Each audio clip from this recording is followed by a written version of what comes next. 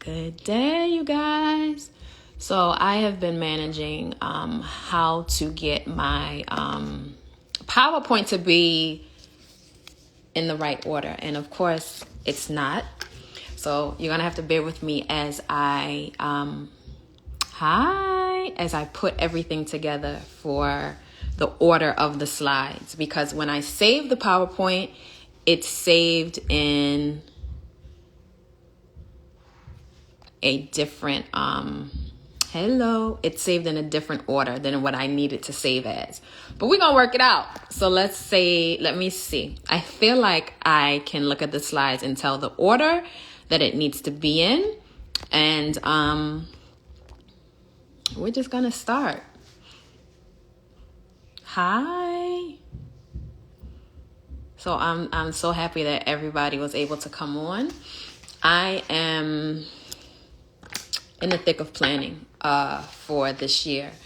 So I am just going to dive right in. So tonight I want to talk about profits and everything that entails profits and profitability and understanding the difference between the two. So this year I grossed a lot of money, a lot. And with that, I have to plan how to expound on that and how to multiply that for next year. So I am strategically planning all that I need in order to understand how to do that. And what I saw this year with, as far as profits are concerned, that's what I'm sharing today. So the title of this presentation is What Makes Your Business Profitable? And it's the idea of profit versus profitability. All right, so let's change this asset and go to what we will be talking about, or the order of everything. So I'm going to start with, of course, defining profit, and then defining profitability, and then going deeper into the 10 steps to maximize your profits. And these are things that I just, thought about how I did for 2021 and what helped me reach the milestone and surpass my financial projections for 21. And then, of course, the overall sentiments for profits, and then business coaching. That's something that I'll finalize it with, because that is something that, as I have the physical space now to invite people in, is something that I will be doing for 2022 and beyond.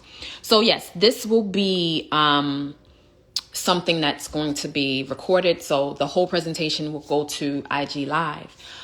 So many people bought the corresponding notes. So the notes page is just a space for you to write down what we're talking about here. So you have it in one location. Like with me, when I'm doing a class or something, or I'm looking at a video, I have notes in random spaces. So the purpose of that notes page was to just keep everything in one space. I'm going to ask that if you have questions, to write it in the question bubble. So if you look at the bottom of your screen online with comments, it's a little bubble with a question mark. So just put your questions there so that I don't miss it, because I'm not necessarily looking at the comments. All right, so let's go to the definition of profit. And let me find it. All right. So profit is very simple. It's your sales or your revenue, however you want to call it, minus your expenses.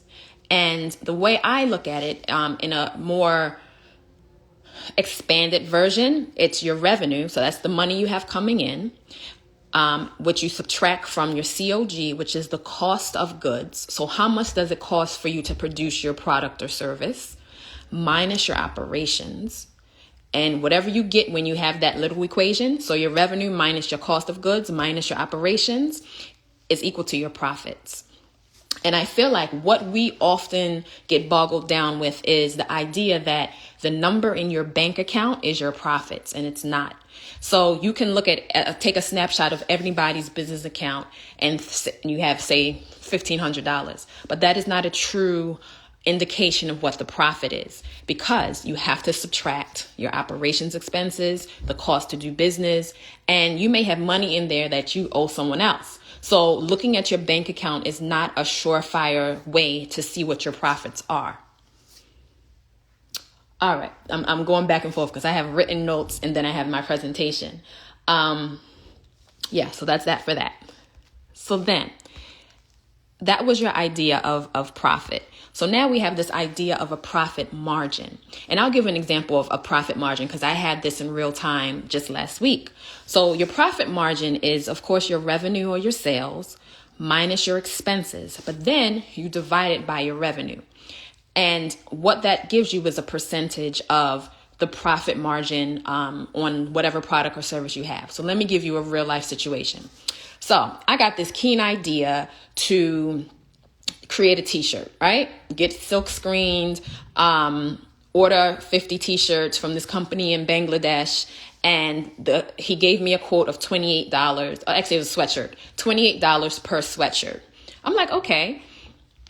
The total came to like $1,400. Okay. So then I said to myself, how much am I selling this t-shirt for? Right? Because I want to know what my profit margin would be before I even order anything. So I said $1,400 to purchase and have everything made. And then I decided I can sell it for $60, which is very expensive for a sweatshirt. So then when I did the math, the profit would only be $150. So it didn't make sense to me. So I'm like, forget t-shirts. If I can't make it in-house by myself, the cost to create it is too much for me to have a huge profit margin. So I didn't do it. So that's an idea of a situation where if you have a product or service, or for instance, for event planners, this is something that I encountered a lot. You have a client who wants this elaborate candelabra, right? And you know that you can go to G&G if you're in New Jersey or New York and purchase it for, say, $99 per candelabra. But do you really want to purchase it or do you want to rent it? So you have to sit down and do the math to understand if you purchase 12 of them, how long will it take you to make a profit off of that money you have to spend? And I do that with each product that I buy, each chair. The way I figure out how much I'm going to rent it for is to create this situation with, I typically, my profit margin, I want to reach a profit after 2 rentals. So that's how I figure out how much to price my things. Now, of course, some items it's just not possible, like the bigger ticket items like a cart or this lucite table acrylic table that I have. It may take longer rentals, like 3 to 4 times. But I always want to be able to make a profit fast before I even buy new things. All right. So this is this idea of profit margin. I'm looking at the comments really quickly. Okay. Nothing. All right. So then the next idea is this idea of profitability. Now, in my notes, I talk about the difference between what is profit and what is profitability, and I try to condense it in this little slide here. And my fonts are not as easily to read, but I'll just reiterate it. So basically, the idea of profit, it's an absolute amount. As we said, it's your revenue minus your minus your expenses, right? So you know exactly what it is. And it's more of a short-term thing because it fluctuates as your business, as the time goes on. Like 1 month, your profit can be this amount. Next month or next week could be something different. So it's your bottom line income and it's an absolute amount. When you talk about profitability, and this is for companies that have been in business for several years, this is something that you would consider. So for me, for Petite Seats, it's something that I consider yearly because this is almost year 8 in business. April will be year 8. And if I decide to sell, I have to show that my business is profitable and there is profitability. So that somebody who will want to sell sees a return on their investment. So profitability is a relative amount. It's measured over long term.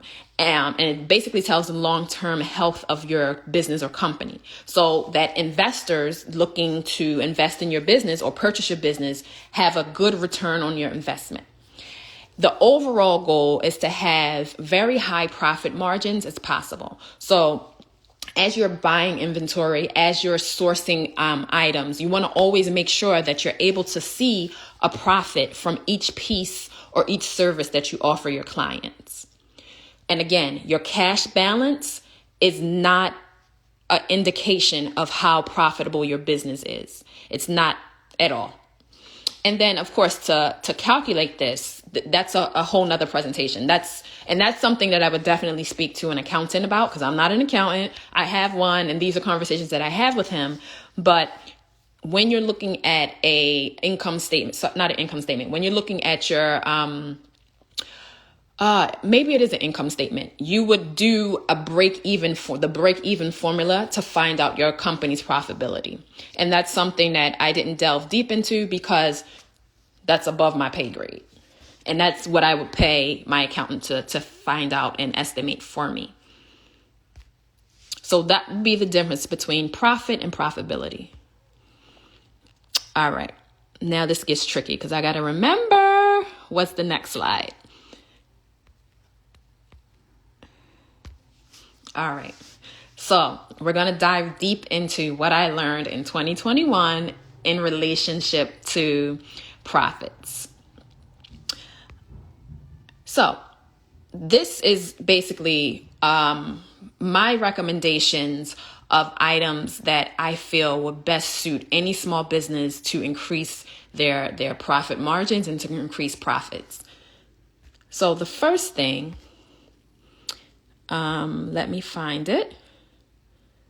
Hold on. What is the first thing? Strategies for maximizing profits. Sorry, guys. I'm trying to find it on my,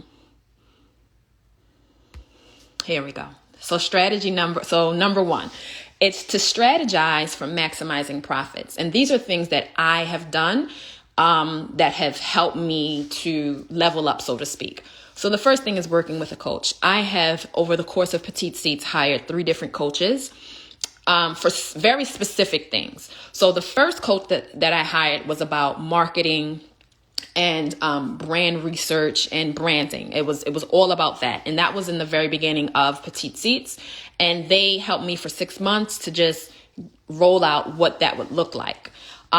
Later on in the business, like halfway through year 3 or 4, I had a coach who helped me with operations because, again, I am doing this solo by myself, and I basically hit a wall with the whole process of deliveries and invoices and things like that. So I hired a coach to help me with that. So I always recommend, if there is a skill or a process that you want to learn, that you hire someone to help you, whether it be a coach for a long-term, one-time payment kind of situation, or you hire someone within your organization to address that need.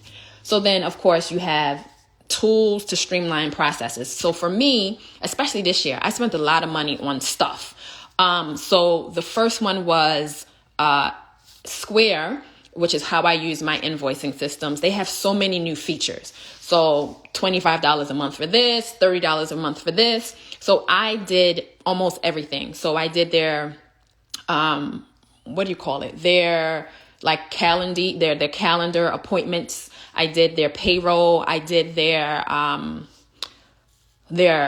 online marketing. So those were 3 tools that I used to streamline my processes. Another thing is, if you are offering like a product, you want to buy in bulk as much as possible.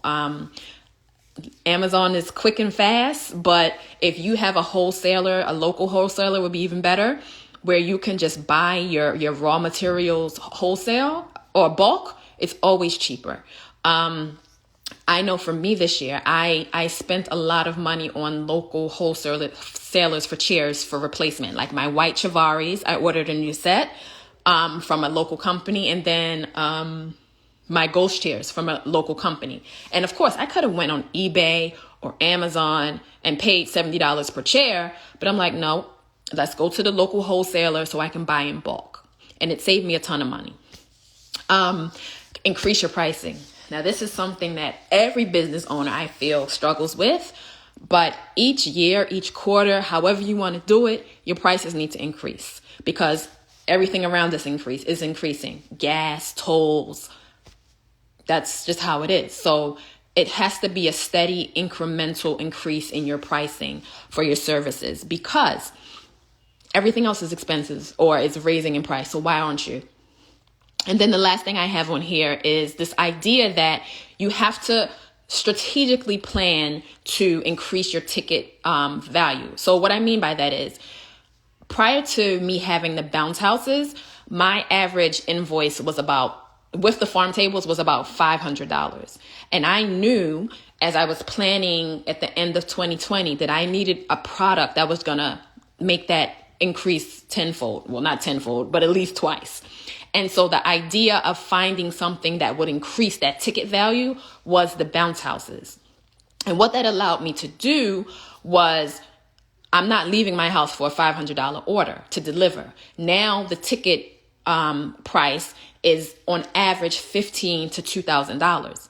The same distance, similar clients, but now I have increased my ticket value. So that's something that you want to consider as you are bundling packages, as you are thinking about what to buy. You want something that is almost like an all-inclusive thing so that your ticket value or your invoice value can increase. So here's some self-reflection questions that I have for you to consider. So what upsells, cross-sells, or resells can you strategically implement? And I don't know if I don't want to talk about this right now. I'll come back to that. But you want to think about what can you upsell as you're talking to clients, as you're selling your services, what can you resell, what can you cross-sell? And then what packages can you offer or test to introduce to your clients? So I just had a conversation, like a business planning conversation for this year with Hava. And we talked about what packages we can offer. And it's not a simple process, and it's very different from what I've always done. But I feel like to strategize, to maximize profits, it's something that's vital. All right, let's go to number 2. All right, what is number 2? Set realistic goals. All right, so we all start the year in January ready to go. We have a whole notebook, brand new notebook we crack open. You see I have mine right here, where we start to write down goals, things that we want. We may even go to a vision board party and cut up some stuff to put on a vision board. But what happens? We write the shit down, we walk away, and we forget about it. So my idea of setting goals is to set SMART goals. So these are goals that are specific, these are measurable, these are achievable, these are realistic, and you have a time frame. And it has to be that detailed, because otherwise it's just fluff and it sits on the table or in a drawer and you don't come back to it. So you want to focus on the processes or systems that you can incrementally increase over time to increase your profits. So I'm going to give you an example of what a SMART goal would be for petite seats. Let me find it. Okay. So my goal is this year I'm going to expand petite seats. Now that's fluff, right? I can write that and I can say that. But how am I going to do that? Like, it can't be that two-dimensional. So I'm going to dive deep, and I list out all of the SMARTs. And for specific, what I have here is I want to open 2 branches in the tri-state area within 24 months. Boom. Specific, right? I know what, I know where, I know when.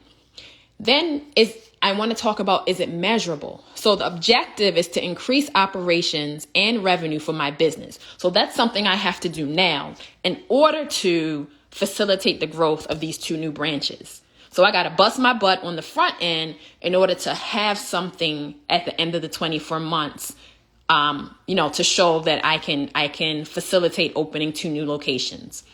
Is it achievable? So by increasing my current selling space by 25%, which means more production. So that means for me, more digital content, more bounce houses. This can help me save for the planned 2 branches. So yes, it is achievable. Is it realistic?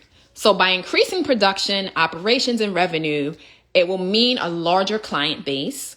Thus, I can have the need for 2 new locations. And it's not a wasteful idea. And then, of course, my time frame, which I mentioned before, is 24 months. So that gives me something to aspire to, and it's not just a flat two-dimensional, I want to expand petite seats. So I can give this to my team, and we can strategize on a monthly basis what steps we need in order to reach this goal for 24 months. So that's how specific it has to be. I'm just looking to see if I have any more notes on this. Yes, so that's it for SMART goals. Oops. Now we're going to go to number 3. And number 3 is talking about the limits that we currently have in business. And for me, it's a lot. Like, I realized in 2021, with every breakdown and meltdown that I had, that there were a lot of limits in my business. And they stem from staffing, like across the board. I'm trying to do everything and be everything, and it just was not physically possible. The next one was location. So most of my business is in New York. I was going to the Hamptons every weekend, and it's a 3-hour drive one way. So it's a 6-hour drive back and forth for the day. And you have to sit, you're going to wait all day. So my location was something that, I constantly thought about, how am I going to alleviate this going back and forth? And then, of course, like I mentioned, your emotional and physical health. It's real for a business owner. Like, you have to account for that part of it. And how you deal with these limits is you seek out help. You seek out the tools you need to break through the limits in a way that doesn't hurt your bottom line. So that's what I have for limits. And the next one is number 4 is talking about hiring. So let's find that. Hire for help.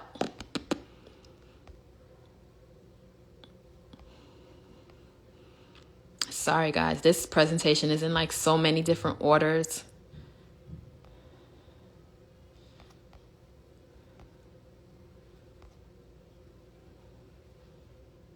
And of course, this one that I need, I can't find. Ay. 1 second. All right, number 4. So I mentioned this briefly before. You want to hire for your weaknesses.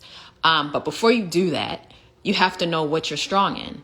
And you have to be very solid in what you're strong in. And then that's what you leverage with your team, because you are the boss, and you want to make sure that whoever you're hiring understands what your weaknesses are, and vice versa, what their weaknesses are, what your strengths are.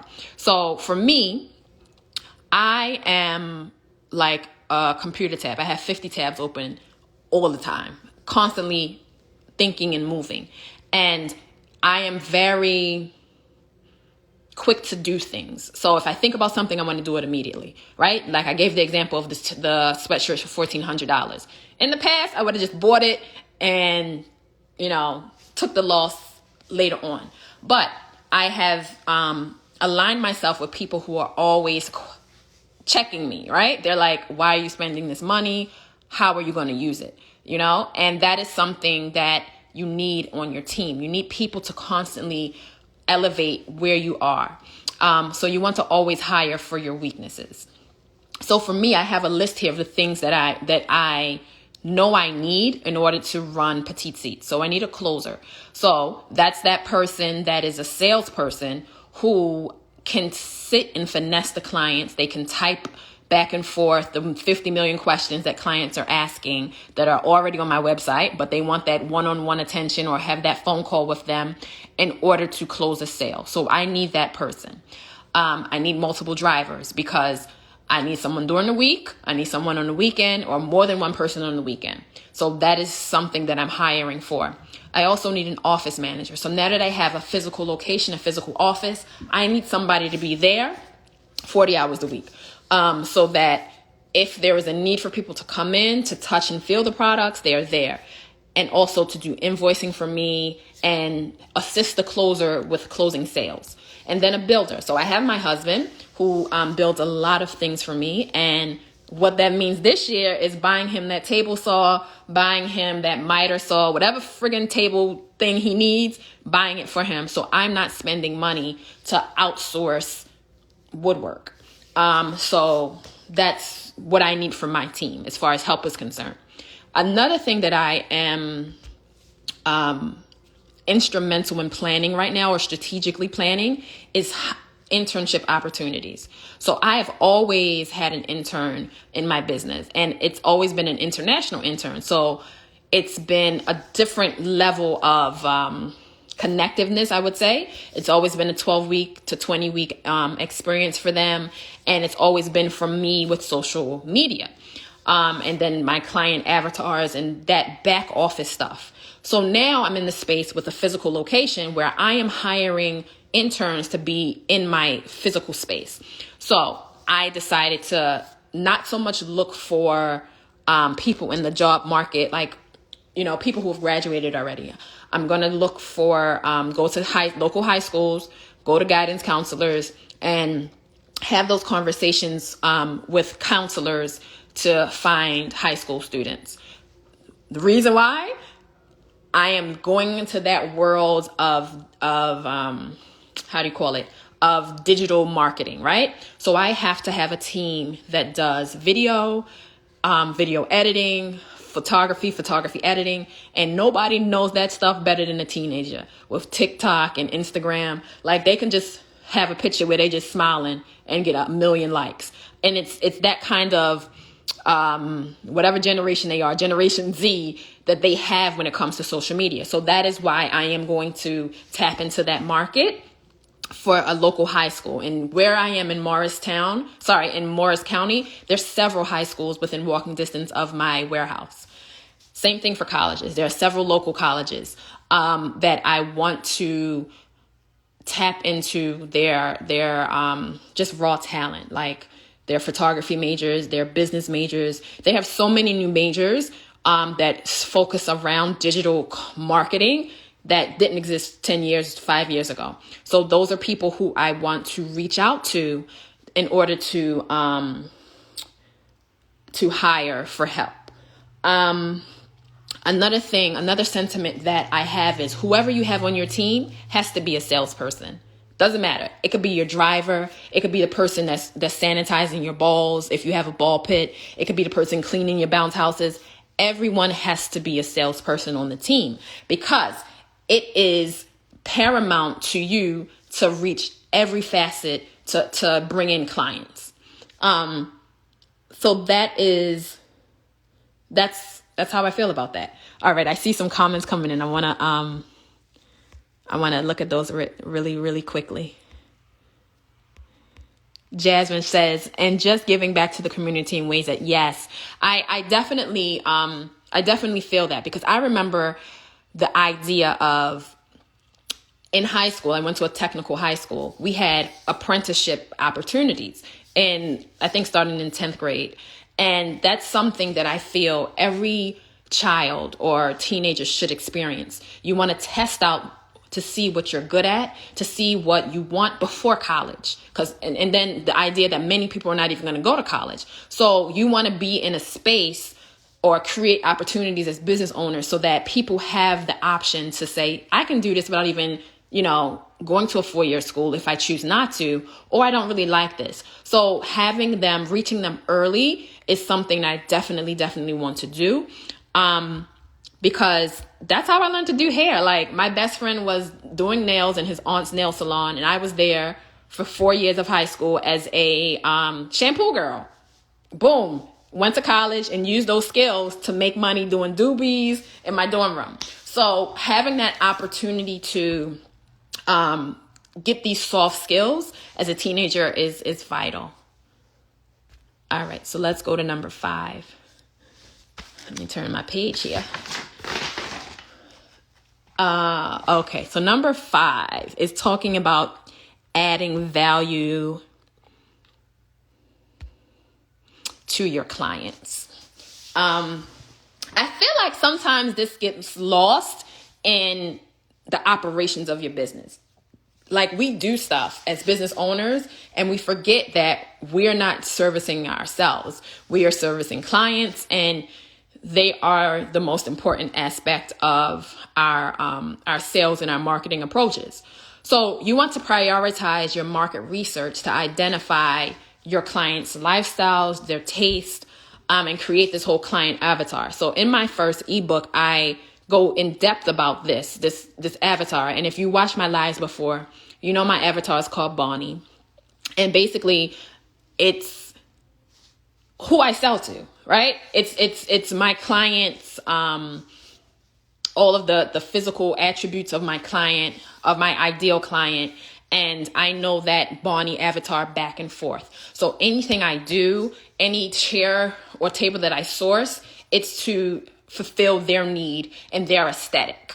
The next thing is to eliminate tasks and activities that don't add value to your business or your clients. So for me, something that I thought about this year, and I didn't fix it until August, was this idea that by me driving up and down the highway, I'm not adding value to my clients. Like me being on the highway for 40 hours a week is impinging upon me giving my clients the best service, right?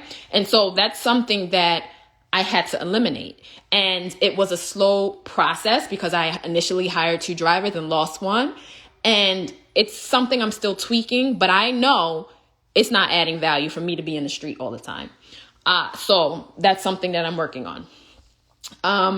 Another thing about adding value that I've had numerous conversations with business owners about is styled shoots. And this is something that people ask me all the time that are like new planners is, are styled shoots beneficial to your bottom line? And this is me answering this in year 7.5. I'm going to say no. I do them because I love them. I do them because it's fun, but it's expensive. So on average, I'm spending $3,000 per styled shoot. Now, do I get that money back? Not always. One year, was it last year? I think I did like 9 or 10 styled shoots, or maybe been 19. I don't remember. That was a lot of money, and I didn't see that money back. You know what? I don't even know, because that was an idea of me doing stuff and not stopping to see how I made the money back. What makes me money is creating a 2-dimensional lookbook, putting it on my email listserv, and having people say, I want this look. But doing a styled shoot, a full production, does not translate to much money for me. I can do the same thing or achieve the same look or the same outcomes or similar outcomes or better outcomes by just creating a little lookbook, a digital lookbook, sending it out to clients via email. Boom. I can track who, who purchases from that email. It's so much better. So this is this whole idea of eliminating tasks that don't make you money. So what else do I have to say about this? Yeah, that's it. What I hired my my last intern for was to do the market research for my clients, so that she delved deep into developing my client avatar, so my Bonnie, and down to like where they shop, where their kids shop. So those are things that I look at. So for instance, a lot of my clients love baby Dior, right? I don't buy that stuff. It's expensive as shit. But they love that. They love the Gucci, the kids Gucci. So I would go to those websites. I would go by the stores on Madison Avenue, and I would look at their window displays, and I would look to see what could I, so when I'm making these lookbooks, what tables and chairs will complement these looks? Like, that's how deep you have to go into this market research. And that's not something that you take lightly. Okay, so this is a comment. I prefer to put this money in my kid's birthday and not do a style shoot, but I understand you'd love to do them. Yes. So that's something I've done when my kids were younger. Well, they're still young now, but I did 2 huge birthday parties for my girls when they were turning 3 and 5, and then I think I did 6 and 8. in my backyard. Boom, beautiful. And you know, it was a tax write-off because I used it as a promotional event. But even with that, it was a lot of money. Like I spent like $8,000, and I'm just like, we could have went on a trip. So I've gotten very strategic with the whole idea of shoots, because it's a lot. It's a lot. All right, so let's go to number 6. Number 6 is strategic innovation. So focusing on strategic innovation. Now, this is when you need thought partners, right? Because for me, as I said before, I have 50 tabs open. I'm always thinking about the next new thing. And I always love to have conversations with people do you think this makes sense? And so when you have a team or you have frienders that you can have these conversations with, it's always excellent before you start to spend money. So for me right now, bundling products is something that I want to roll out in 2022. I want to be that one-stop shop for kids' parties.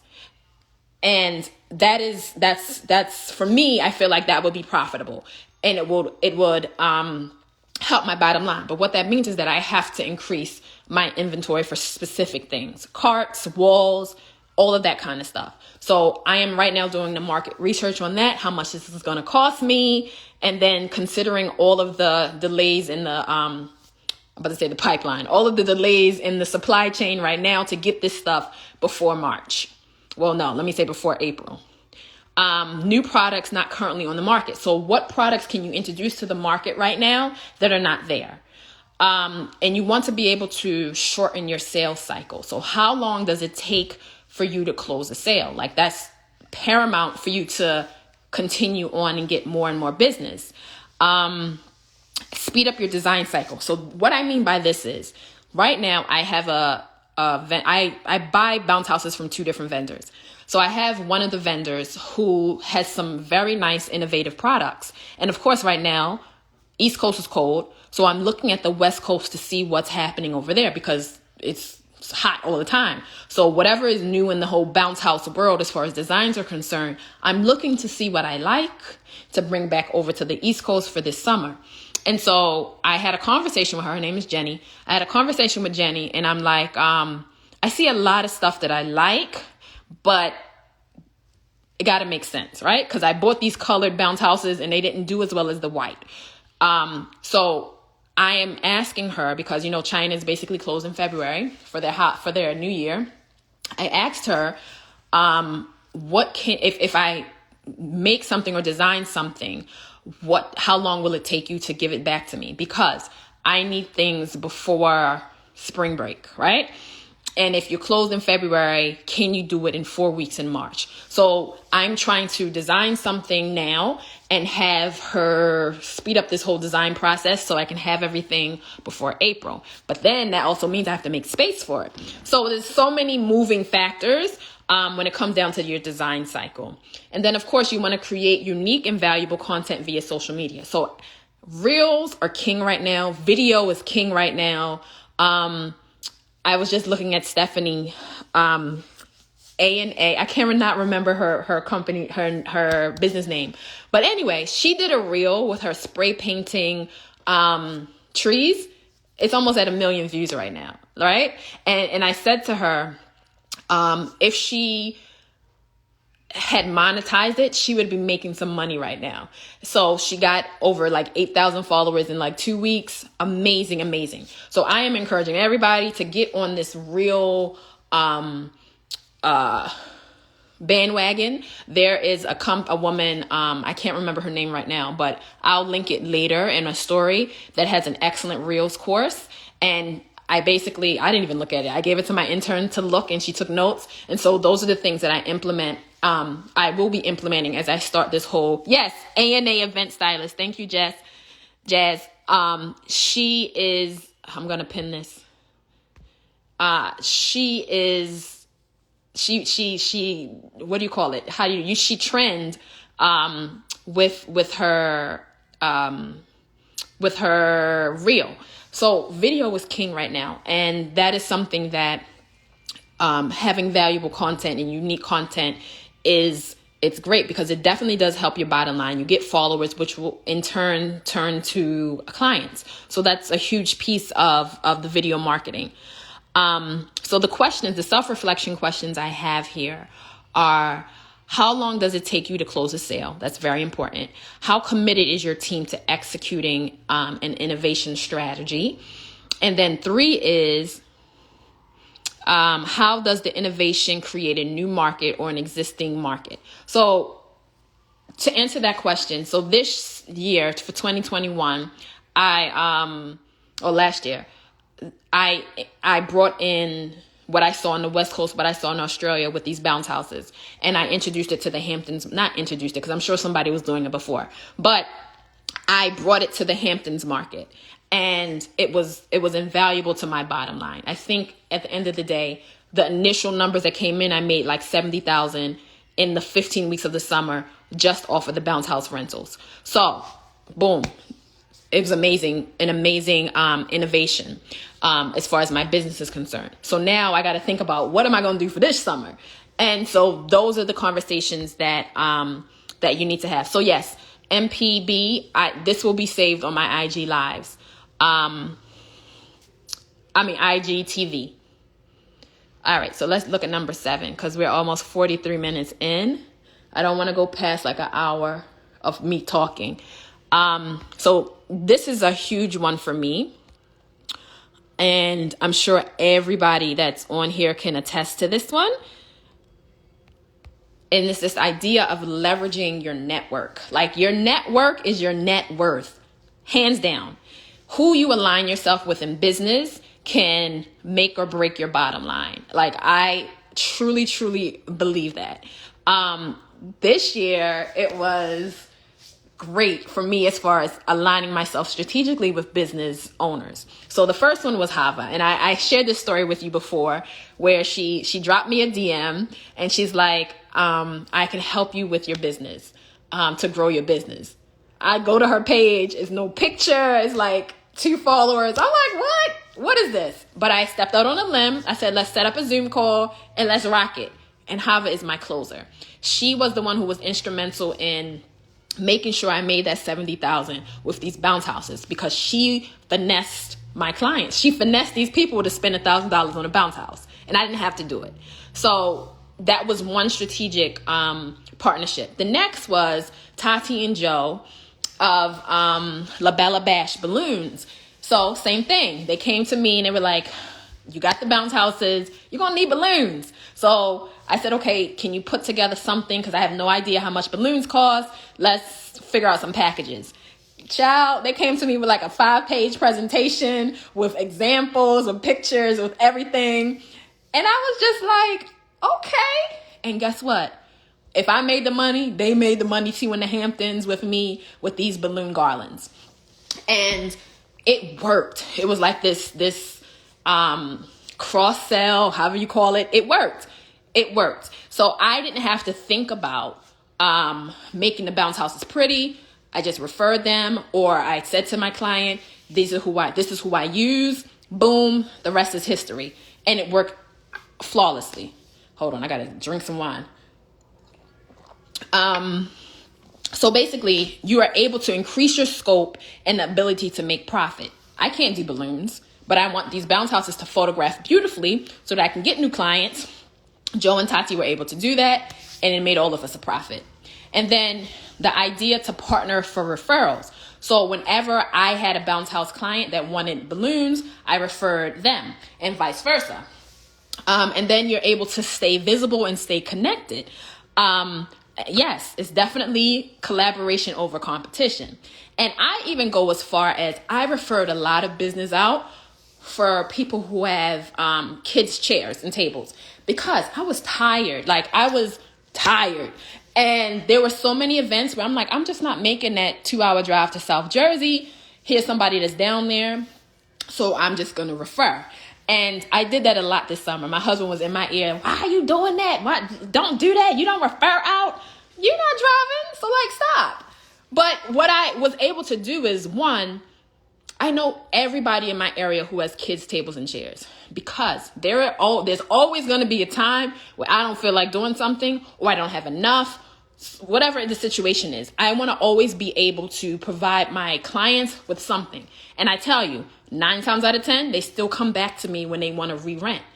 It never fails. So these are the self-reflection questions. Do you know the businesses in your area that have complementary products or services? Like, who can you partner with to increase your profits? The next thing is, do you offer vendor incentives? So this is something that I go back and forth with, and initially I did it and then I stopped, is this idea of giving event planners discounts. And I know several rental companies that do it, but it depends. Like, I'm really wishy-washy with that. It depends. But what I will do is, with the bundling that I'm rolling out, I'll offer discounts with that. But right now, I don't necessarily do the vendor incentives, but that's something that I am thinking about. And it has to be very strategic, like a tiered system kind of thing. But definitely, it's something that it would benefit several businesses to do. Tiffany, you need a closer. Tiffany, you need a closer. Yes, honey, you do. You do. What did you say? This life is worth ignoring hubby and the kids. That money will come back tenfold. Yes, it definitely does. It definitely does. Sorry, I'm looking at my comments. Okay, I didn't miss anything yet. Okay, I got like 15 minutes. So let's go to number 8. So number 8 is talking about tracking, right? So we do all of this work, we plan, you got to track what you're doing. You have to understand your numbers. You have to look at your numbers. Like, I look at my bank account multiple times a day. I look at my sales multiple times a day on Square. It's just, I'm obsessed, right? I'm obsessed with the numbers because I work hard. I work very long hours. I'm constantly up. I want to make sure that these hours that I'm taking away from my family, the money is going to come in to support it.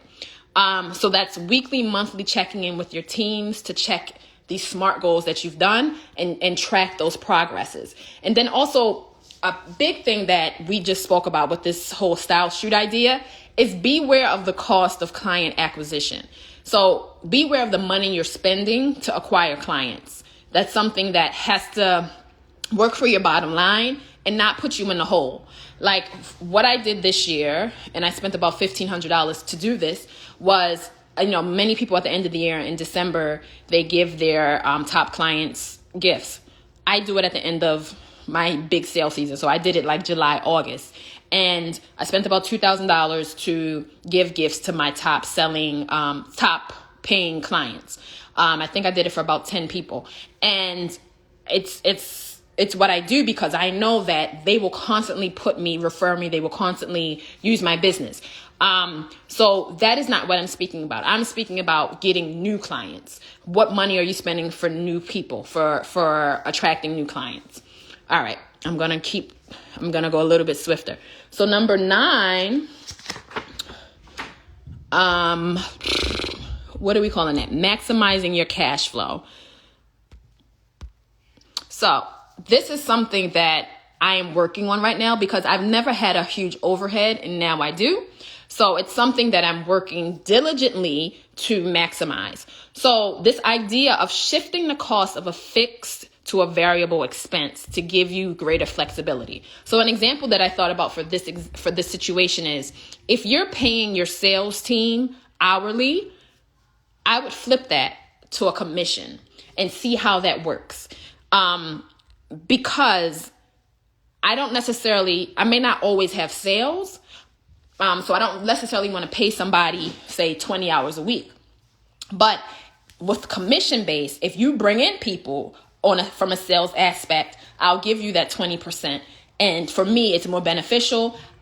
Everybody's making money and I don't have to come out of pocket for work that's not done. The next thing is just the opposite. Is shift a variable expense to a fix if it proves to assist with minimizing your work output and flexibility.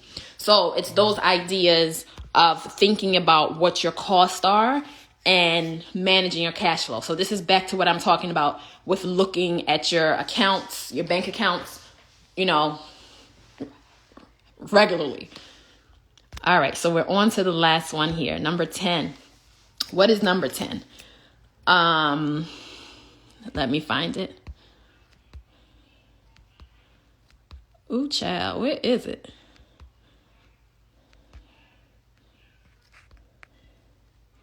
Now, of course, when I get to the last one, I can't find the freaking slide. Oh my gosh, hold on, let me go back up to the top. Yes, number 10. Okay, so for number 10, you want to look for ways to lower your overall, your fixed overhead. So what I thought about this is, if you have a physical space and you have rent, but you have space to include like another vendor to sublet the space from you, that would be ideal. Like for instance, many people work from home and they don't necessarily have the space at home to prep for an event or prep their business. So if you have like a warehouse space or a huge location, I know Cece does this with her business in Massachusetts, this is little celebrations, party rentals, is that she has created spaces to do like Zumba classes for Zumba instructors, and different kinds of businesses come in to use her space to teach classes, to prep for whatever events they have. So thinking of ways to lower your overhead is paramount to, your bottom line as profits are concerned. So you're consistently looking for ways to lower your fixed overhead and understanding what your fixed overhead is. Like on my computer right now, I have a list of my bills. And anytime I add something new, I put it up there. Like what are my fixed overheads? So I know any given month, $10,000 is what I need in sales in order to cover that fixed overhead. So those are things you have to know and understand. So those are my 10 things, but I do have something else. Let me find it. Ooh, I don't remember the order now, but these are the overall sentiments or the overall takeaways that I want everybody to walk away with. Yes, Cece says it helps so much with her overall overhead. So the first thing is cash is the lifeline of your business. You got to have money coming in. And profit is what fuels your business, not sales. So yes, sales are excellent. You want to have as much sales as you want, but it's what you're keeping. It's not what you have coming in. It's what you're keeping after you have all your expenses out. That is what's important. If you spend more than you make, your business is going to die.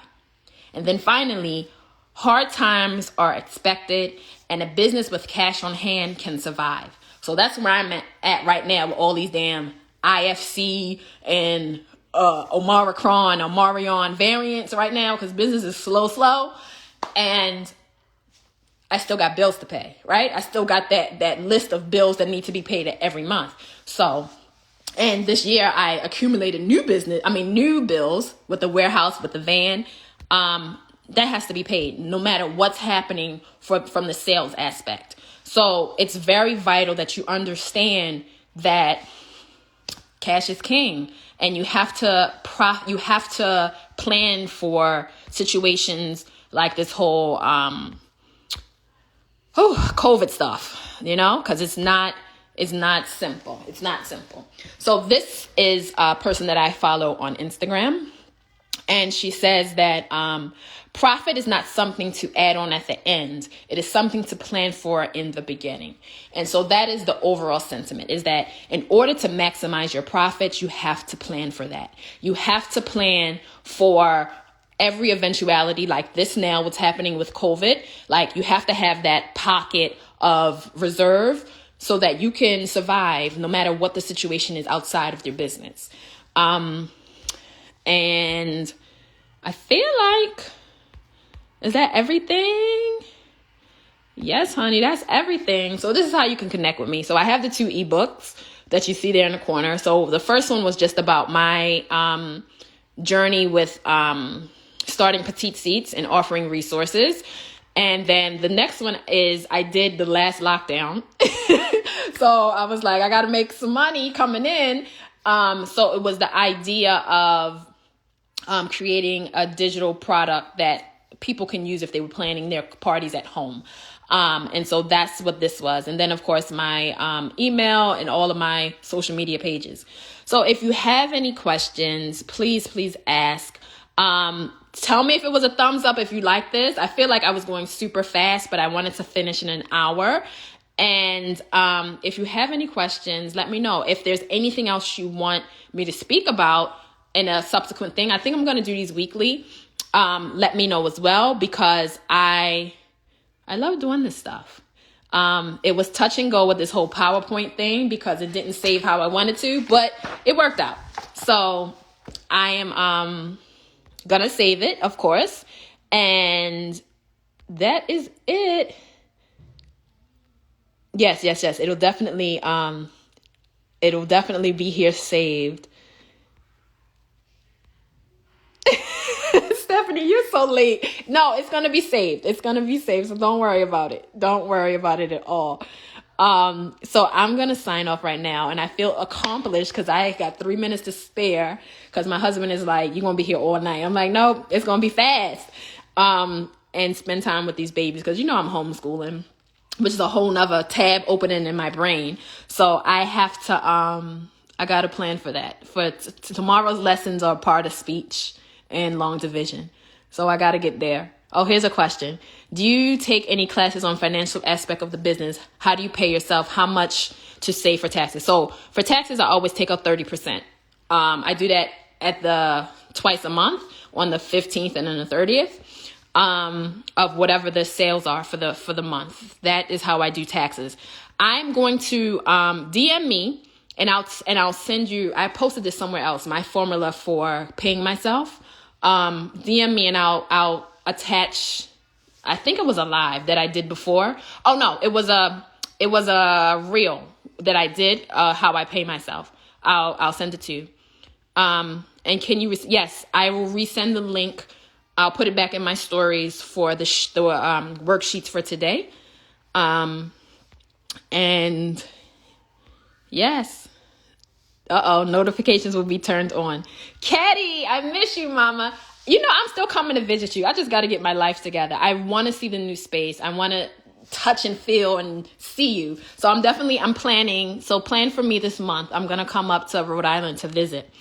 I just got to get myself together because, I'm supposed to be off. So this is the best time for me to come. A class on the financial part of business would be great. Definitely.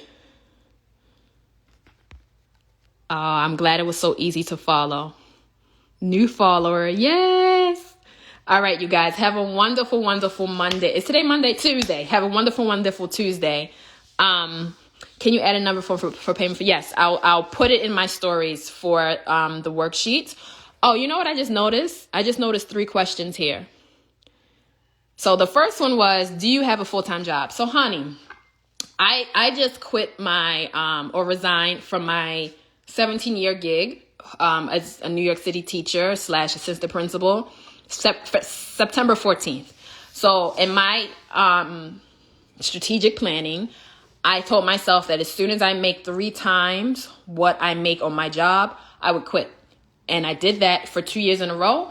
So it was time to go. And then with all of these COVID restrictions, it was definitely time. So September 14th was the day I resigned. So no more full-time job. And when I tell you, it's hard because I'm used to that check, but at the same time, I have the freedom. My time is my own. Like that in and of itself is something that I can't put a cost on. So I love that freedom. And the thing is, it's not something that I took lightly. If I were able to work and do it, yeah, I would do it. I love working. I love that steady paycheck. But it was just for me. One, I moved further out from the city. I'm now 70 miles outside of Manhattan. So going to work every day was just not it. It wasn't going to work. So that's why I don't have it. So yes, the sheets I will, like I said, I'll put in my stories. So you have. Yes, freedom is the goal. All right, you guys. So I am signing off. I'm going to make sure I save this. I'm going to put the worksheet in the stories, and have a wonderful Tuesday and a great week.